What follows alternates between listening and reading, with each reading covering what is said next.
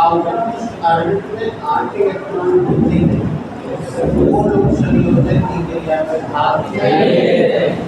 उन्हें निष्क्रिय तत्व कहा जाता है या अक्रिय तत्व कहा जाता है।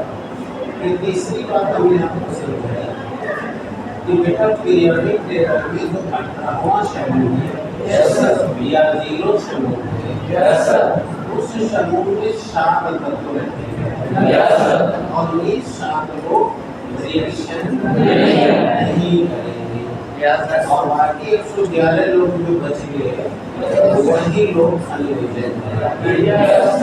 तो जो संयोजन करेगा वो लोग सक्रिय जो संयोजन नहीं करेगा वो चौथा पॉइंट क्या कि जिनकी बाहरी कक्षा में 8 इलेक्ट्रॉन नहीं होते उन्हें हम सक्रियता कहते हैं और वही केवल संयोजन में भाग लेते हैं। तो पॉइंट नंबर जिनकी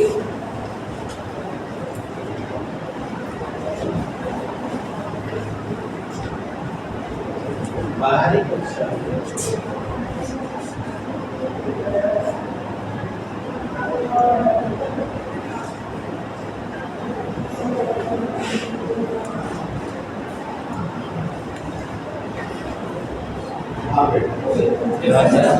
आठ इलेक्ट्रॉन नहीं होते,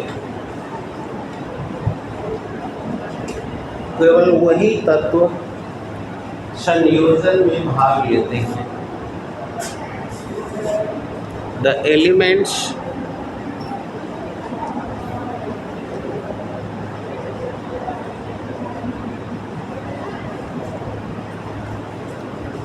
which do not have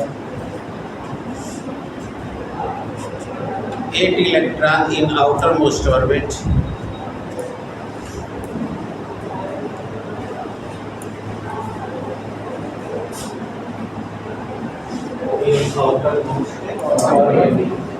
only they partake in reaction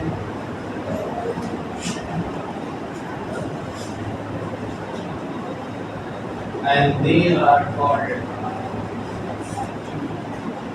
active elements। समझे देखिए? तो बेटे इसके आउटर मोस्ट ऑर्बिट में 1 इलेक्ट्रॉन नहीं है, वही लोग केवल संयोजन में भाग लेंगे। अभी कोई डाउट? No sir. कितने लोग क्लियर हो गए? Yes sir. हमने पहले गोल बता दिया 111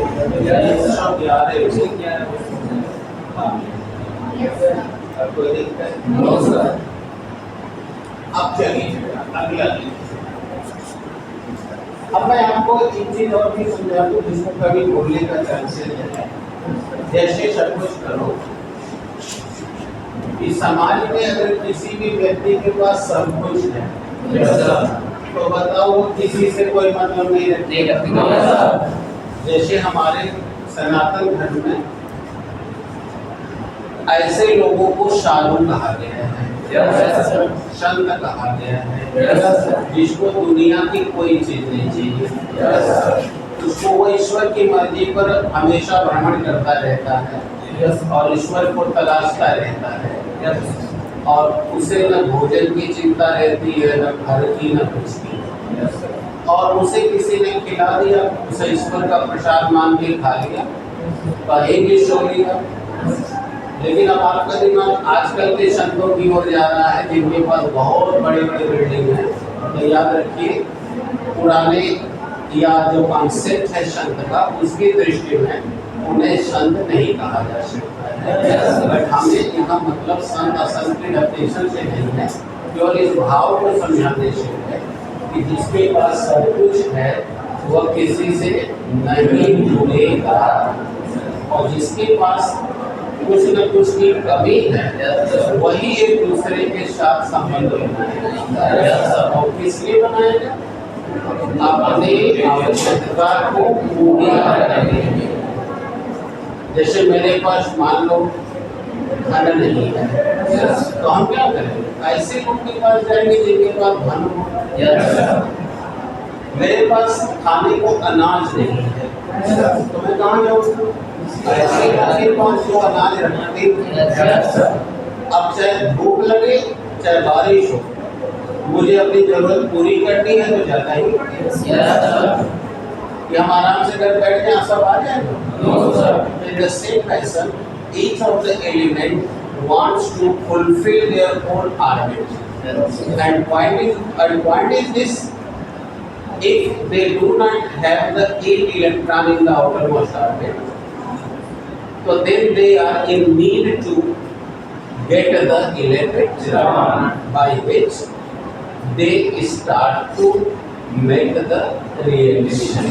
आगे आपको समझ यानी जिस भी परमाणु के पास आउटर मोस्ट ऑर्बिट में 8 इलेक्ट्रॉन नहीं है, वह एक पाने के लिए जो उसको इलेक्ट्रॉन दे दे उसके पास जाएगा और उसके साथ संयोजन करेगा। क्लियर हो गया? Yes sir. और ऐसे तत्व को क्या कहा जाएगा? एक्टिव। बोले 4 पॉइंट कंफर्म हो गया? Yes sir. कोई डाउट? No sir. अब 5वां पॉइंट लीजिए। 5वां पॉइंट क्या देखिए, हमने आपको पिछले दिन के लेक्चर में बताया था कि यह 8 की संख्या पूरी की जाएगी 3 तरह से। Yes sir. इलेक्ट्रॉन त्याग कर और यानी लूज एंड गेन, यानी पहला तरीका है बाय लूजिंग एंड गेनिंग।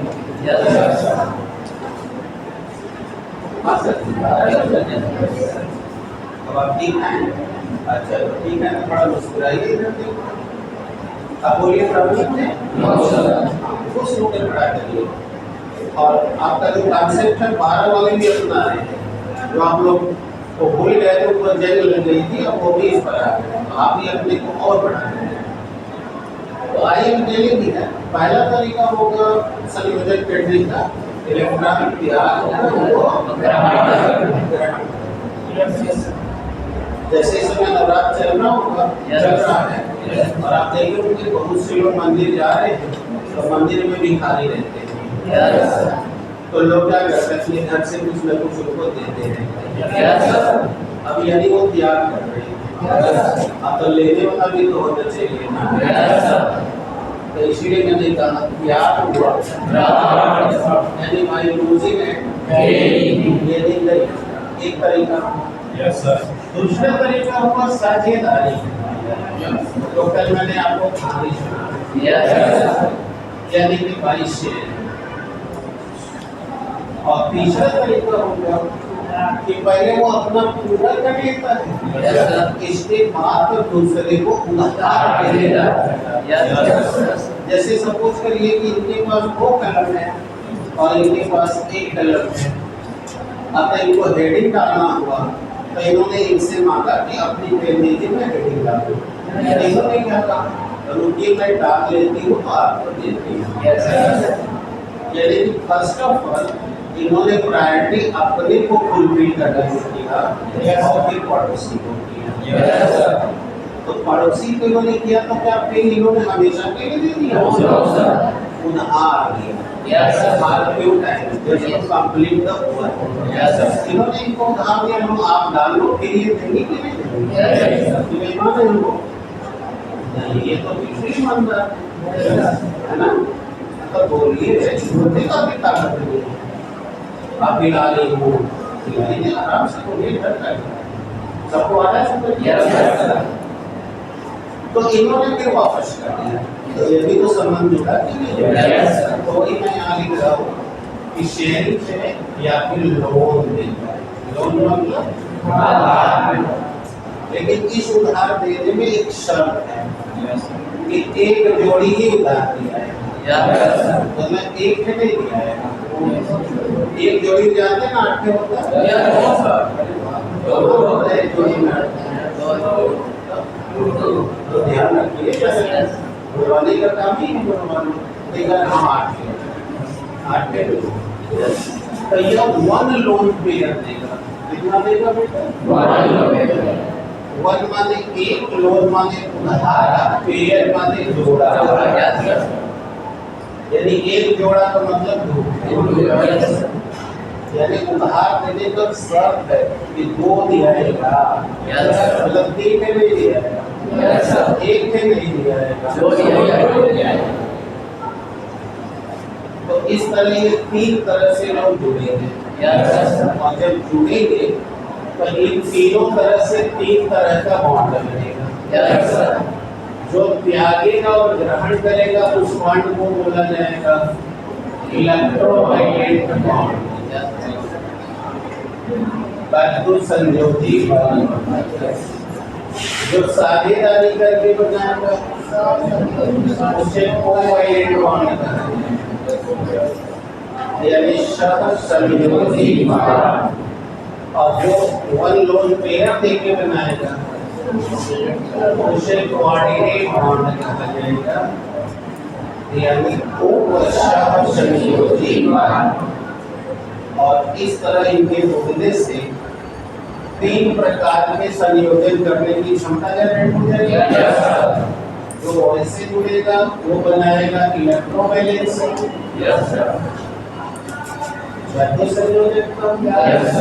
जो इस तरह जुड़ेगा वो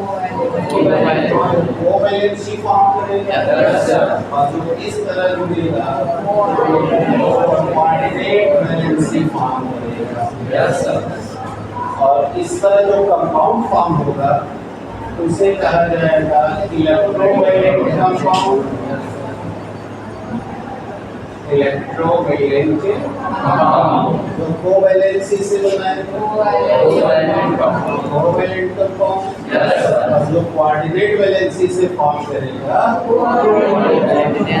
कोऑर्डिनेट वैलेंसी। आप देखो स्टेट वाइड में आपका पूरा संयोजकता का सिद्धांत क्लियर हो गया।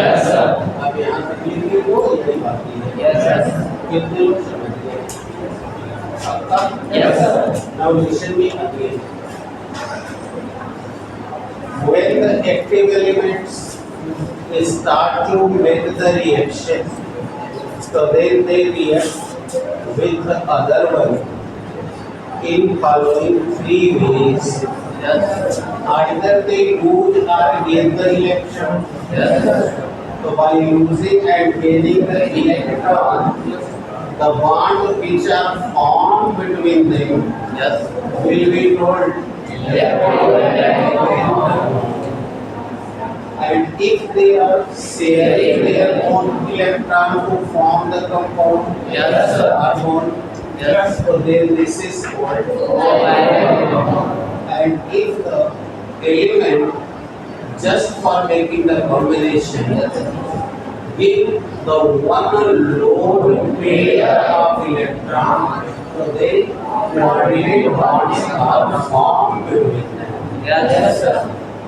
This is point number 5. And point number 6, electrovalent bond, the relationships which are formed by the electrovalent bond, that is called the electrovalency.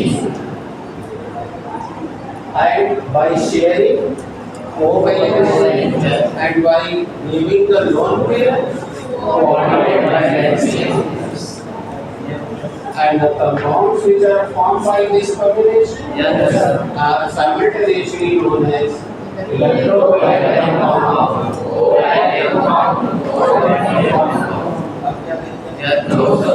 कितने लोग को पूरा कंफर्म हो गया? याद रहेगा?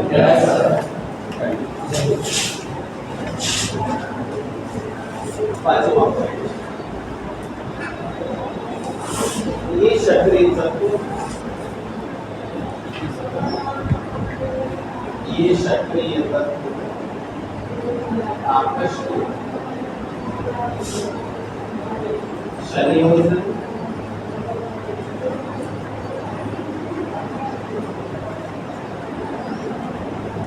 तीन प्रकार से कर सकते हैं।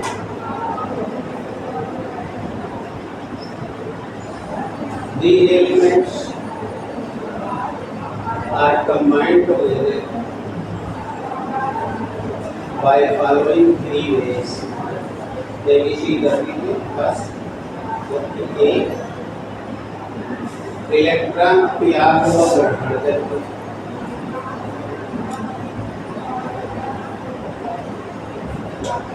by using and gaining the electron. वहाँ सपोर्ट में लिखा हुआ है। अगर आप सुन के लेक्चर नोट कर रहे होंगे तो आपका हो ही गया होगा और आदत भी बनाइए कि सुन के लेक्चर नोट कीजिए। नंबर 3 साझेदारी करें, इलेक्ट्रॉनों की साझेदारी by sharing of electron. Number 3 एक जोड़ी इलेक्ट्रॉन उधार देना by one lone pair. Okay, अब पॉइंट नंबर 6 इस प्रकार इनके बीच बनने वाले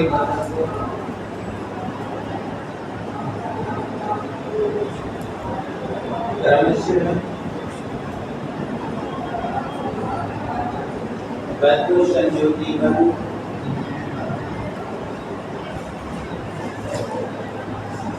संयोगी बन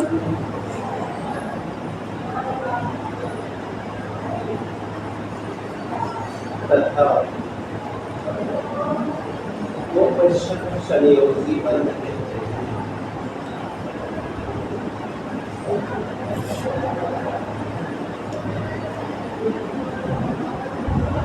The bonds which are formed by this way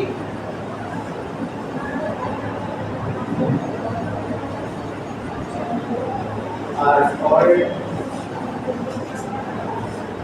respectively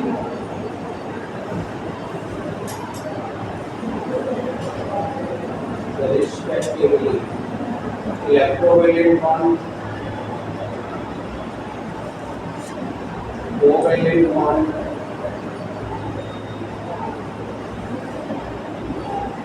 and coordinate covalent bond.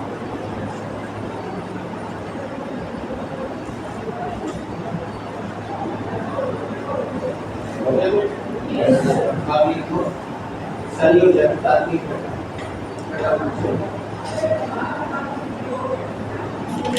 kinds of methods.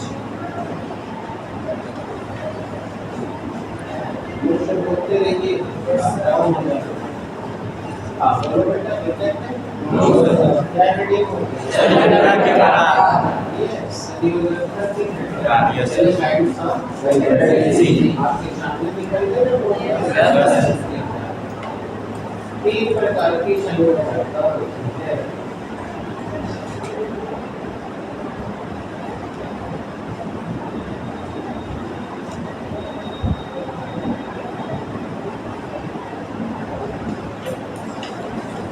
तीन प्रकार की संयोजकता होती है।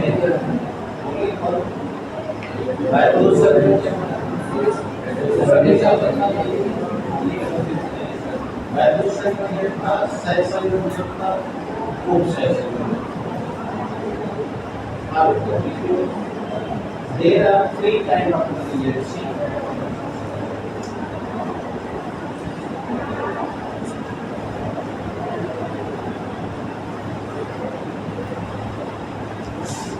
There are three kinds of valencies. One, two, three. First, देखो बोर्ड में लिखा है इलेक्ट्रोवैलेंसी।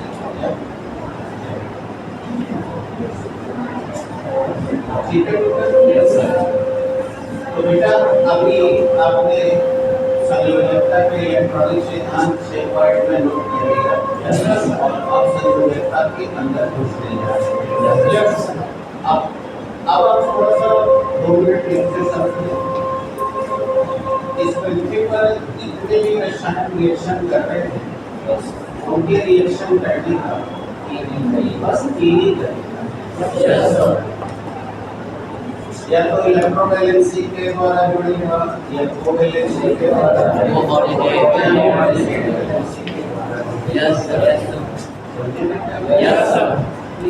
तरह से पढ़ चुके हैं और जुड़ करके और या तो इलेक्ट्रोमैग्नेटिक फॉर्म बनाएगा या कोमैग्नेटिक और उससे पहले यौगिक का नाम भी लिख दिया इलेक्ट्रोमैग्नेटिक फॉर्म ठीक है यस सर। अब इतना ज्ञान तो लोग 9th 10 में भी लिख के आए लेकिन अब यहाँ से ये ज़्यादा एक्सपेंडेड होगा और पूर्ण रहस्य की ओर बढ़ोगे जो तुमने 9th 10 में नहीं पढ़ा था तो आप उसके लिए आप माइंड सेटअप कर रहे हो याद होगा। तो चलो पहले एक एक करके लेते हैं। पहला लेते हैं अर्जुन संयोग जगन्ता।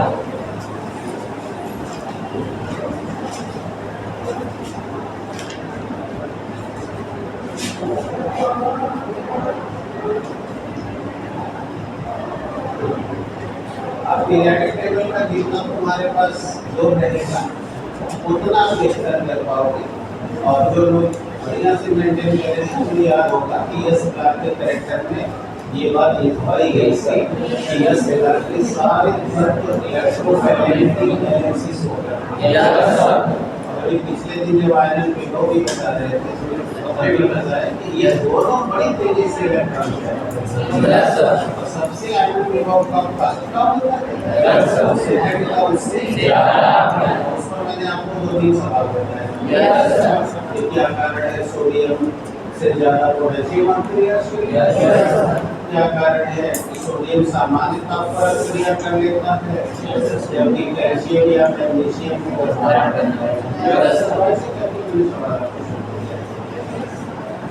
आज हम उसका लाभ उठाने जा रहे हैं और जो लोग को बिग लाभ याद है वो भी याद होगा कि बिग लाभ में जो नॉर्मल एलिमेंट है वो भी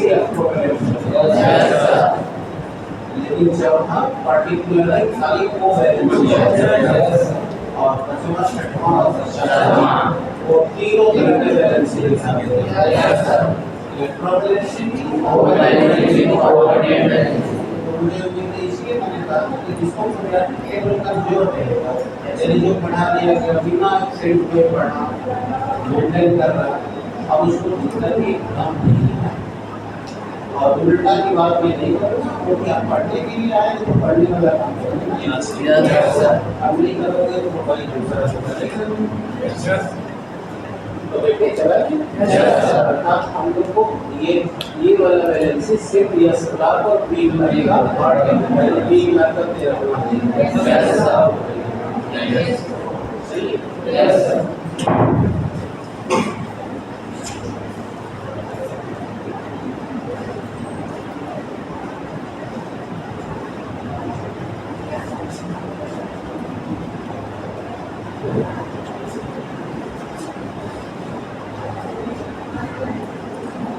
आइए देखते हैं और आप लोग को भी बताइए रखा हूँ कि कम से कम 3 या 4 रंग का पेन रखेंगे हम आपको आदत बन गई क्योंकि अब हम लोग भी उसको यूज करेंगे तो पहले अपना दिमाग इस बात के लिए तैयार करो कि कैसे मुझे पता चलेगा कि यह इलेक्ट्रोवैलेंसी करने वाला है या कोवैलेंसी करने वाला है या तो देखो इसका ज्ञान 2 तरह से या तो तुम्हें पीरियडिक टेबल क्लियर है तो वहां से हो जाएगा नहीं तो मैं तुम्हें एक छोटा सा मंत्र भी देने जा रहा हूँ और वो मंत्र क्या है ध्यान से सुनो।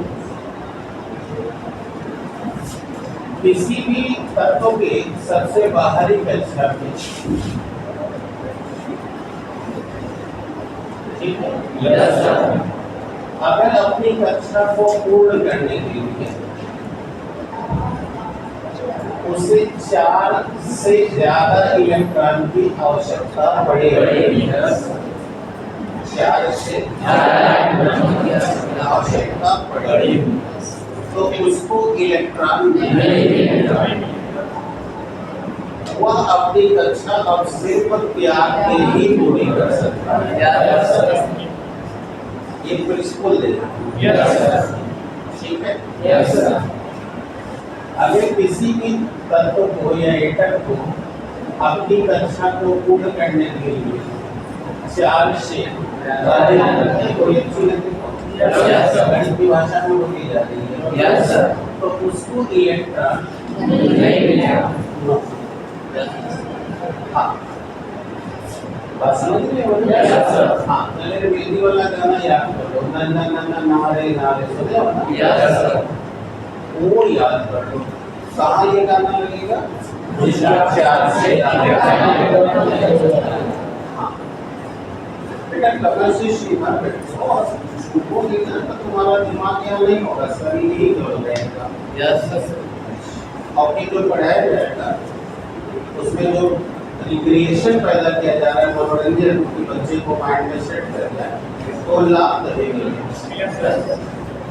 अदरवाइज वो बस क्लासरूम के बाहर रहोगे, तो अपने माइंड का निर्माण को भी स्वयं करना पड़ेगा कि अपनी बॉडी ऐसी पोजीशन में रखो कि जीभ 2 ग्राम वाली को हिलाते रहो, बोलो, पार्टिसिपेशन करो।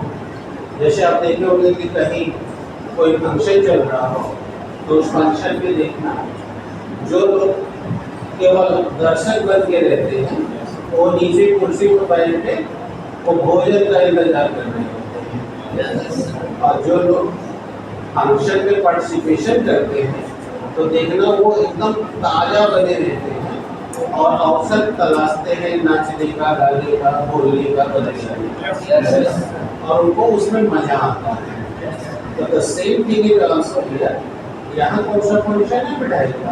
यस, तो आप if you think that your mind is ready for study, तो पहली चीज आपको अपनी बॉडी को एक्टिव करना होगा, इसको हिलाइए, दिमाग को सुनने दीजिए, आँख को देखने दीजिए,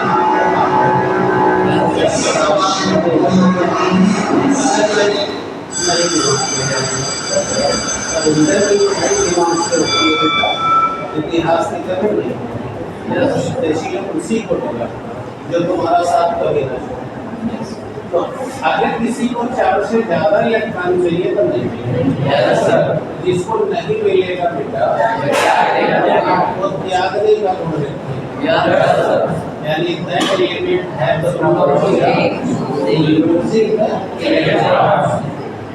ऐसे सब बच्चे वो भी बच्चे पार्टिसिपेट आ रहे हैं, वो भी एक्टिव हो गया ताकि उनको हो गया।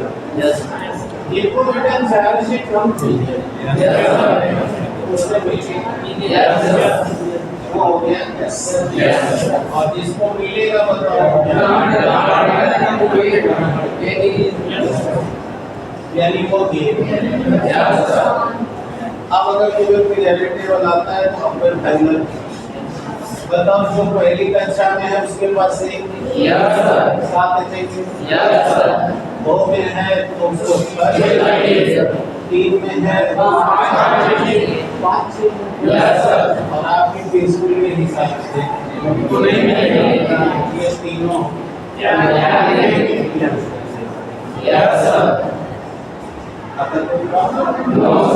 और अगर हम बात करें कि गेम कौन करेगा तो वो लोग पीरियडिक टेबल का पंचम कस्टम सकता मतलब इसकी बारी में 5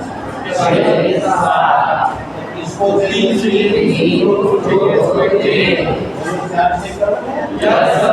यदि ये समूह के लोग जो है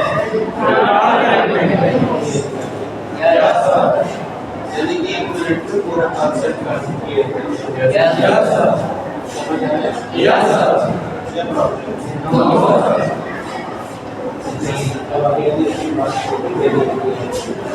यहाँ तक कोई